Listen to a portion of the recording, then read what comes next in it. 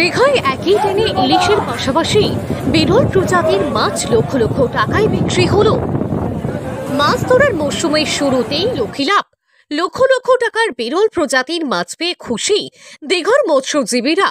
মাত্র 3 দিন হয়েছে মাছ ধরার উদ্দেশ্যে সমুদ্র পাড়ি দিয়েছে মৎস্যজীবীদের ট্রলার নৌকা ভুটভুটি। এবার মাছ ধরার মৌসুম শুরু হওয়ার প্রথম থেকেই ইলিশের খোঁজ পেয়েছে মৎস্যজীবীরা। ইলিশের পাশাপাশি এবার বিরল প্রজাতির মাছ উঠল দীঘা মোহনা মৎস্য নিলাম কেন্দ্রে। লক্ষ লক্ষ টাকার ভোলা মাছ দীঘা মোহনা মৎস্য নিলাম কেন্দ্রে বিক্রির জন্য নিয়ে আসা হয়। বিরল প্রজাতির ভোলা মাছের ছড়ালো লক্ষ লক্ষ টাকার বেশি। এই ব্যাপারে যদি কিছু বলতেন। কিন্তু সমুদ্রের মাছ, হয়তো কোনো সময় চাকের মাছ ঢুকে গেলে যেতে পারে, কেউ বলতে পারবে না যে আমার বোটে ঢুকবে বা তার বোটে ঢুকবে। এটা আপনার ট্রলারেই কি উঠেছে? হ্যাঁ, আমার ট্রলার। আপনাদের কি ট্রলারের নাম কি? মণিগোপাল। আচ্ছা, ওই একটা ট্রলারেই এতগুলো মাছ উঠেছে।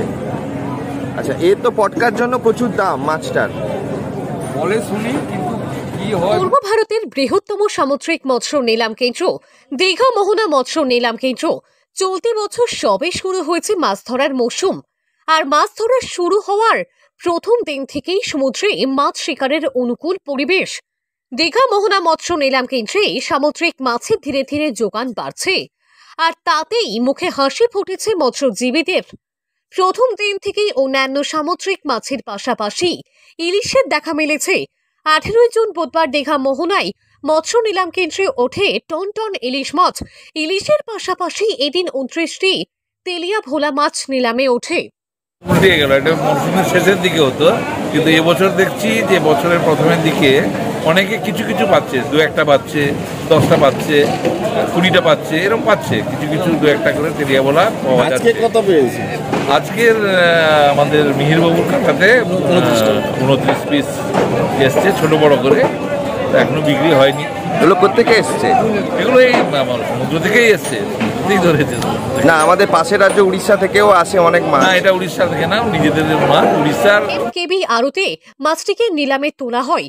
দর হাঁকাহাঁকির পর একটি সংস্থা মাছটির সর্বোচ্চ দাম ঘোষণা হয় প্রতি কেজি 1700 টাকা। 29টি মাছের মোট ওজন হয় 456 কেজি। বিক্রি হয় মোট প্রায় 8 লক্ষ টাকায়। এই মাছগুলি পূর্ব মেদিনীপুর জেলার ট্রলার মালিক মিহির কুমার ভূঁইয়া তার ট্রলারে ধরা পড়ে। এই মাছটি তেলিয়া ভোলার পটকা ঔষধি গুণ সম্পন্ন। দামি ওষুধ তৈরিতে ব্যাপক চাহিদা রয়েছে, তা মূলত বিদেশেই পাঠানো হয়ে থাকে। তবে এক্ষেত্রে ওজন কম হওয়ায় দাম কিছুটা কম হয়েছে। পূর্ব মেদিনীপুর জেলার দীঘা থেকে সৈকত শ্রীর রিপোর্ট, লোকাল 18 বাংলা।